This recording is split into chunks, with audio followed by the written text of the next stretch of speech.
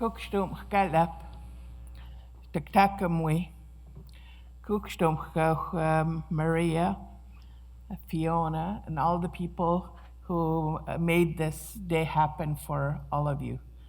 Thank you, Kukstum galap, each of you, for for coming to spend the day to talk about and to listen to the stories about this topic. It's timely, and I just want to acknowledge that at this time, our young people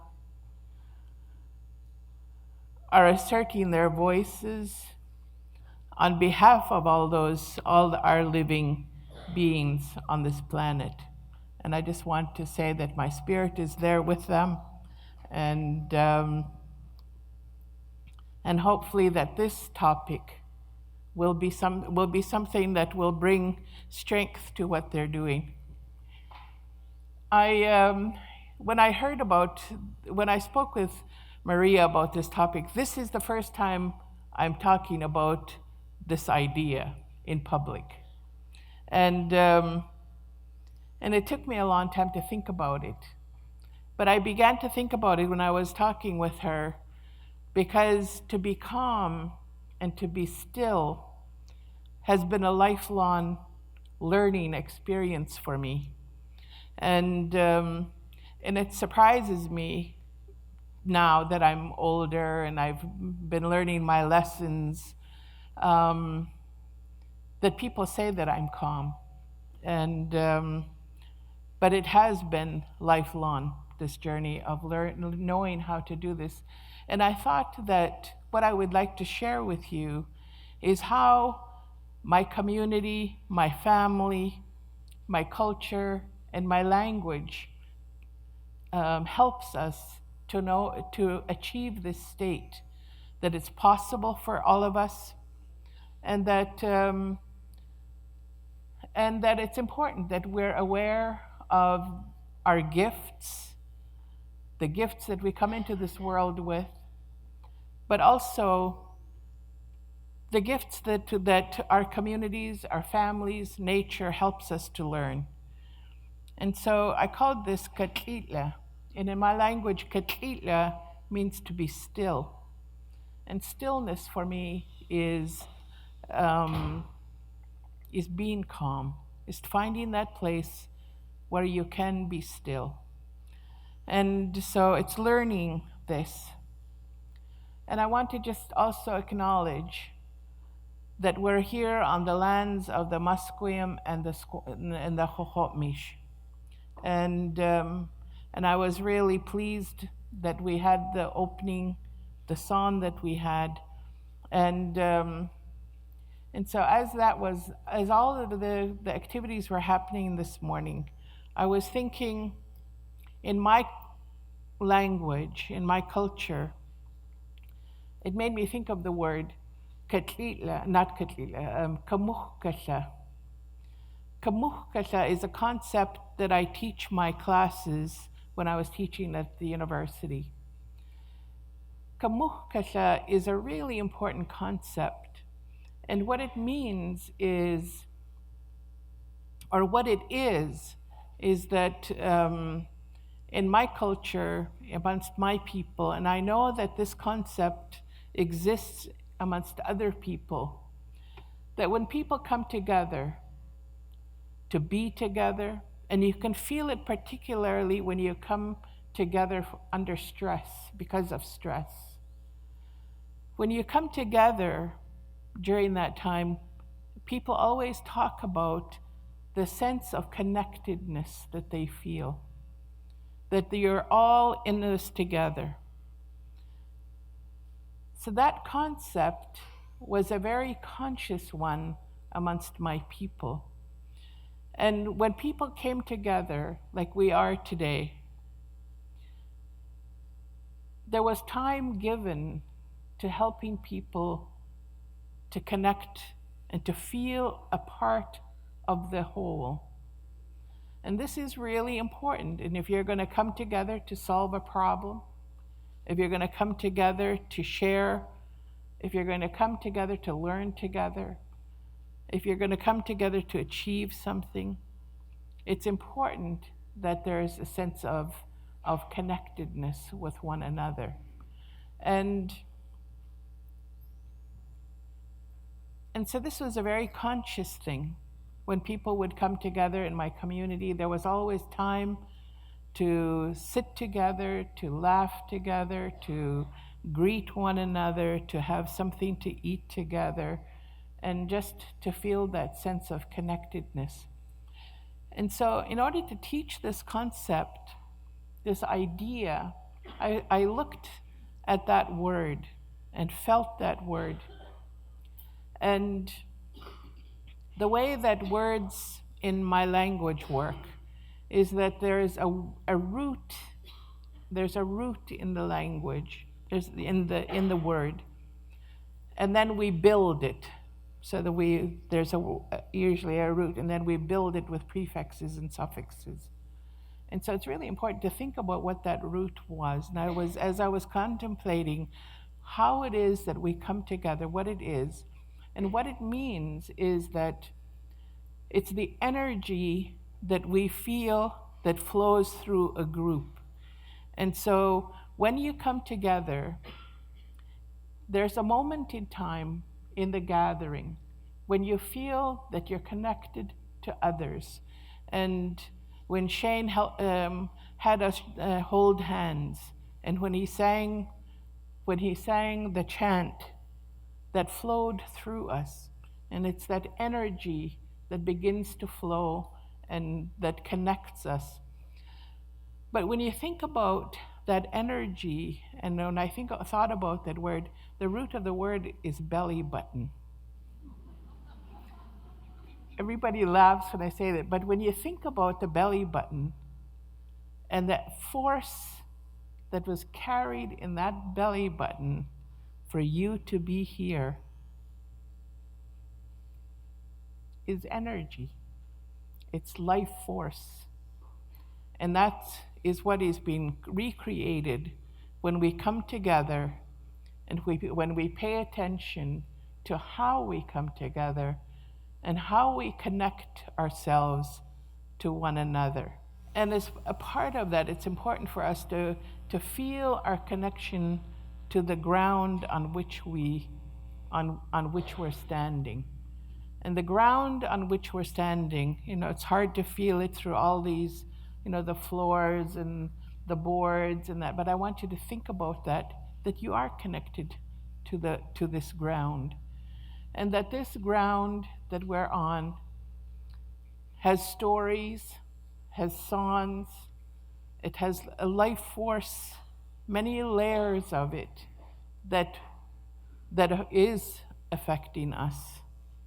And so it's important for that reason to acknowledge the ancestors, to acknowledge the spirits that live here. It's important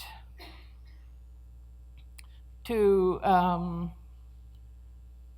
be able to come together, to listen to and to learn from one another as you are today.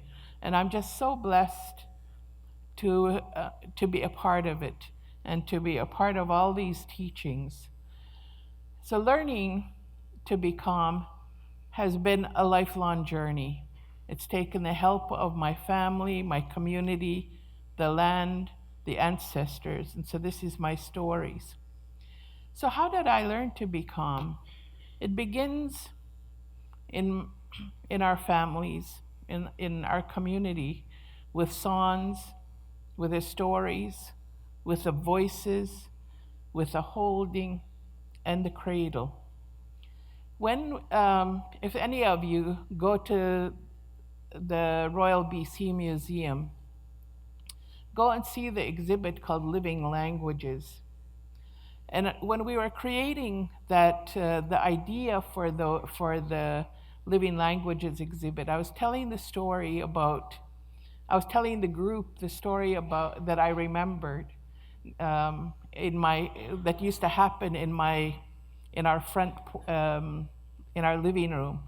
We had a huge barrel stove, and it would, in the wintertime, it would be lit and, keeping everybody warm. And the old ladies would come and sit there, and they'd all just sit around with their work, weaving. Some of them weaving cedar baskets, some of them knitting, some of them mending, or just working with their hands. And always there would be a baby cradle from the ceiling attached to a pole. And the cradle, so you can imagine this, was attached to one of the ladies' foot, and she'd, there. And so every once in a while she would go like this with her foot, tap her foot like that, and the cradle would go up and down. And so these women would be sitting and talking, telling stories, always telling stories. Some of them would be our teaching stories. Some of them would be in kalut, and just the stories about people and about activities and about things that were happening. And they would be laughing and, and carrying on. And every once in a while, they would stop. And then the lady with the cradle attached to her would go like this with her foot, and they'd talk to the baby. And they'd say, when, we notice that you have really strong legs. And because you have strong legs, we're gonna go, and they describe the place on the land where they would go. The baby would be sleeping, and they would say to the baby, we'll go on the canoe, and we'll go to this part of our territory, and this is what we'll do. And they might sing a song to the baby, but the baby would be swinging. And so, but what also was really important to notice was the quality of the voice that they used. And we have, as humans, many qualities of voice that we use when we're together. There's a different cadence that we use. It's never the same. And so you have to be conscious of the way that we use our voice. And for babies, in order to help them to be calm, our people made cradles. And in the cradle, the baby is tied up, quite tight. And in today's age, we think that's very restricting, very confining, but when our babies were in that cradle and they were tied up, it was comforting for them. And it's really that sense of holding that's so important. And so from the time of babyhood, it's really important for us to be aware of what is happening and what a child brings into the world. And so when I came into the world really too early. And so I was struggling with life, struggling to be alive. There was no hospitals. At that time, I was born at home, premature, and the stories that are told about me are that I came in loud, and so as I was growing up. I was really, really tiny, and so I needed to be loud, but I was also, the whole family and community struggled to make sure that I lived, and so I had lots of attention, and which encouraged me to be even louder. And but they began, when my brother was born, they began a very different kind of teaching. And because I was so noisy and loud, and I had to quieten down, because when you live on the land, you have to be conscious of yourself in the place. You have to be very conscious of it. You can't. You have to be conscious that you're a part of the whole thing, and so they began to help me to learn that. And I had an uncle, and this is the thing that I remember. And so, in our way of teaching and learning, it was never really direct teaching. Like, you didn't stop and say, this is what you have to do. There wasn't directive instructions.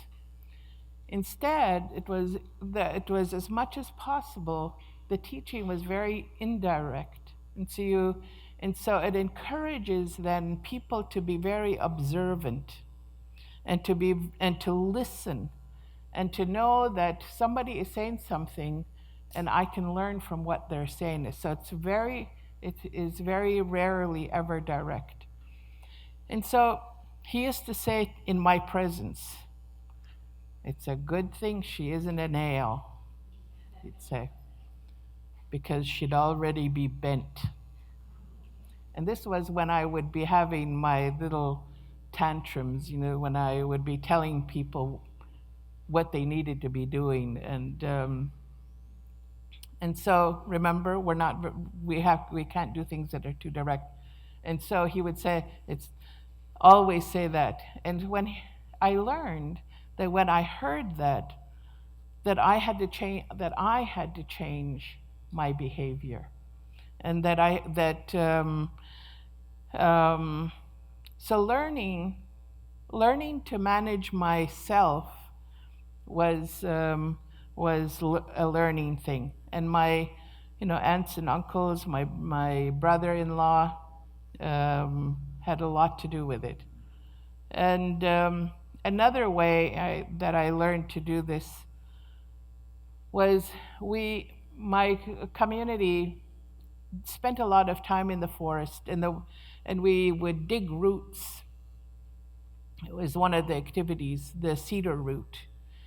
And in order to be able to do this work, you have to really be observant, and you have to know, and you have to be able to be aware of yourself. And so when we would enter the forest, the way that we would help ourselves to be well enough to enter the forest was to stop before we entered, and just to be calm, to be quiet, to be still. And to each of us, and you don't have to say this, publicly, but for each of us to be able to ask for help, to leave the stress behind, to be able to know that in all of our lives, there are times when we experience anger and frustration and all of those things that can disrupt our sense of calmness and stillness. And so at the forest, before entering the forest, we would ask the Creator, or ask our ancestors, ask the earth, ask the cedar tree to help us to gain the sense of calmness. And the other piece of it is that, as a young person, when we're going to be digging roots, you want to get the longest roots, you want to get the fattest roots, and you just want to yank it out of the ground. When you're young, you could just feel that energy. And it was important for us to experience and to sense that force that we have, that's in our nature, and that's a very important force. We need that force, but we also need to be able to be conscious of it, and to not and to know when to use that force, and to know that we don't always need to use that force. And so what the old people would say, I remember as a young woman, and as I would be yanking and pulling, one of them would say to me,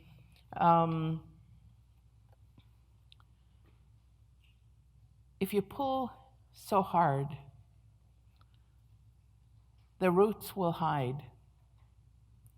And that's all they needed to say. And because, what we were looking for were the longest roots. And there were many ways that we knew where to look for them. We would be told by the boughs of the cedar tree. We would be told by the deadfall trees that were in the ground. We had all of that awareness of where to be able to look and how to be able to find the roots. But at the same time, we needed to be able to be conscious and to be aware of our ways, and of our energy and our force that we naturally have. And so those are some of the ways in which we were teaching. Another really important way that I learned when I was 17. There was a ceremony that was held in my community, and I was given a name. My name Wanosts'a is how you say it. And at this naming ceremony, as part of the ceremony, I went to every old person in the community, and they were all sitting in this place.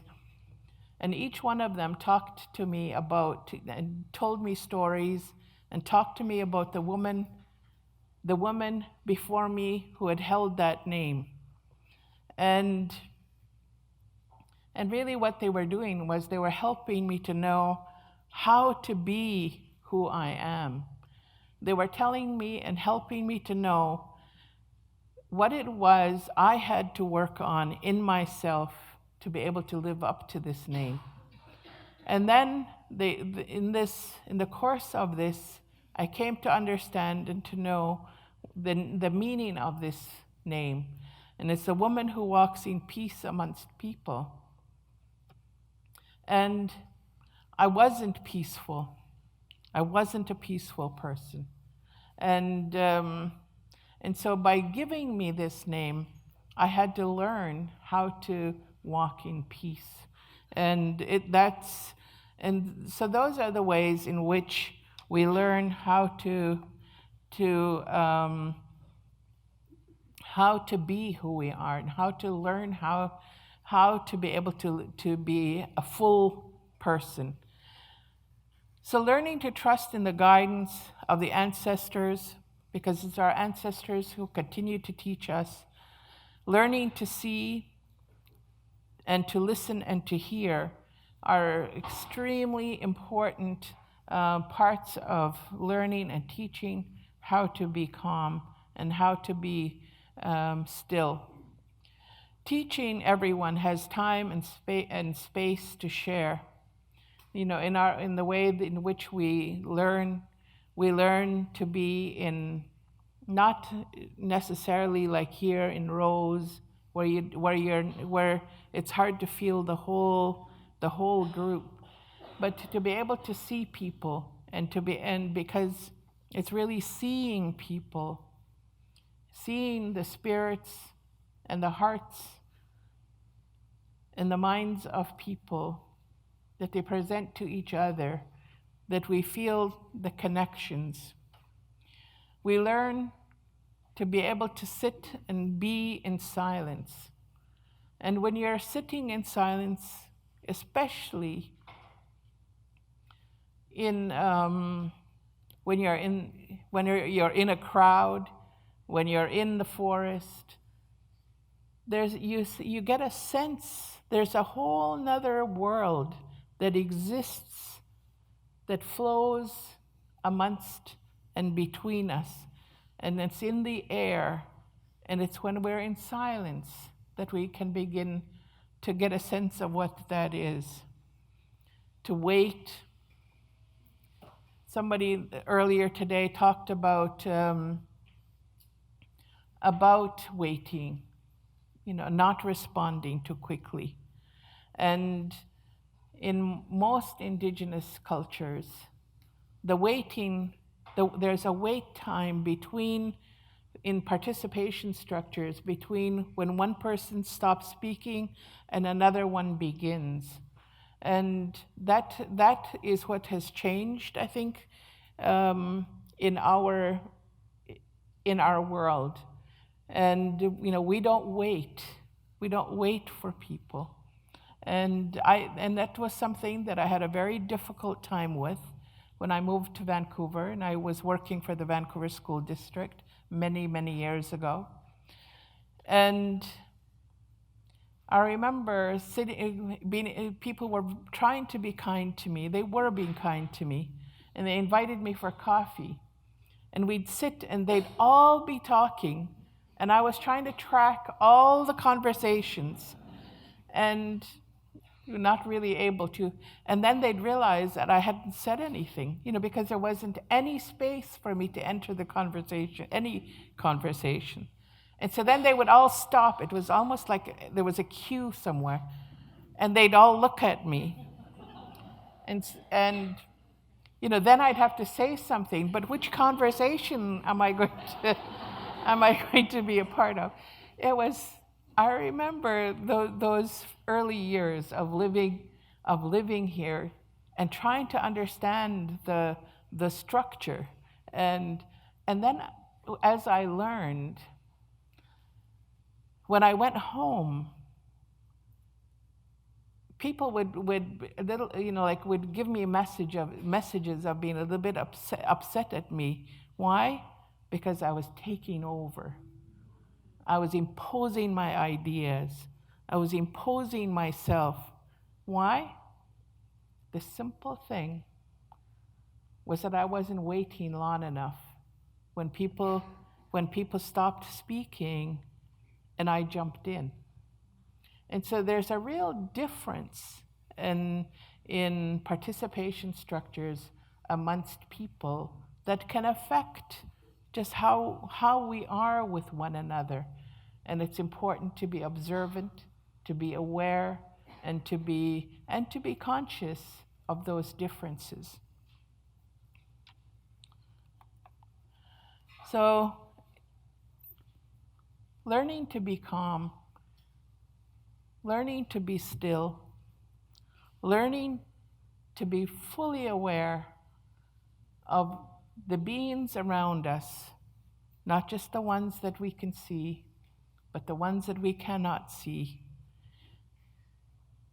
takes much effort and takes lots of learning. And I'm just so grateful that that you've taken the time to come to learn about this, to hear from all the different speakers. And I want to say thank you again to all the people who organized this and for bringing this idea to our world.